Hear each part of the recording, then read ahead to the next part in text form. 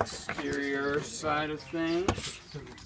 We've got our, I'm not going to push this through because then I would just pop our valve out of there. So basically we have a T going to an anti-siphon device. What we're going to do is we're going to paint all these exterior fittings before we install them so that we don't have to come back and paint them later on, and we just want a nice clean finish for our homeowner. This is going to be mostly hidden behind the tank, but regardless, we just want to make it nice and professional looking as much so as possible. And this is a anti-siphon device to make sure that you don't get a siphon going through the hose and draining out your washing machine. So this basically is a vacuum break, and air is allowed to enter into this system, ensuring that you don't have that continuous siphon pulling out of the washing machine. Are there different anti-siphon devices? Because I thought there was one like cheap little brass fitting that Catlo had mentioned. I think, well, I'm not completely familiar with that, but I think we can talk about that in the But this is pretty standard. Q&A. This is pretty standard. This is a little bit on the pricey side. It's about 16 bucks. So there might be a cheaper fitting. But right now I just want to go through what we'll be doing, and then we can talk a little bit more about the different pros and cons about that here in a little bit once we get this first part installed. So what we've got here, we're going to be installing a clean out. This is the deluxe edition of this system, this Wander to Landscape system.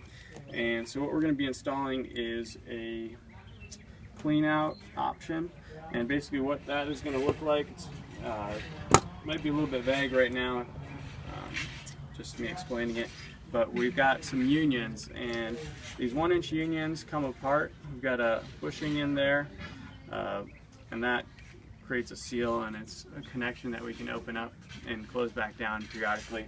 And what that's going to do is, at a certain point, we're going to transition from our white PVC, 1-inch PVC, to our black 1-inch high-density polyethylene landscape line. That's going to be running out to the garden. And so this is our barb fitting that connects and transitions. We're going to hose clamp that one and to tighten it down. But basically, between that transition and our vent, we'll put these unions, and that's going to give us the ability to come in here. Say for some reason the line is clogged with some huge block of lint or something, then Shay just needs to come in here, loosen this guy up. He's gonna then put the other, we have two unions, and basically one half is going to get discarded. So we've got this guy attached to a similar union just like this, and he can basically plug this in. This is going to be all glued together and flush it, and then flush it. And what we have is a adapter, so we can hook a hose in here, blow it out, and then you can also use that to fine-tune your flow. If, say, you don't want to run a load in the washer, of course your flow rate coming out of a hose at 50 psi or thereabouts is going to be different than the pressure that you have coming out of the pump of your washing machine, but it's going to give you ability to fine-tune it if for some reason you don't want to use your washing machine to do so. So what we're going to need to do is I'm going to get some people started cutting, and what I'll do is I'll call out some measurements. We'll get cutting.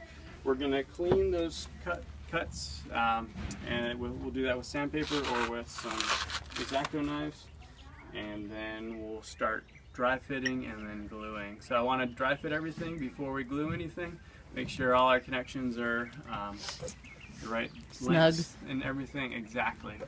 So what I'd like to start out with is gluing these exterior parts. I'm going to be working inside to get those last few connections going. But if someone wants to grab a piece of paper and start writing down links for cuts, we'll get some people cutting, we'll get some people prepping.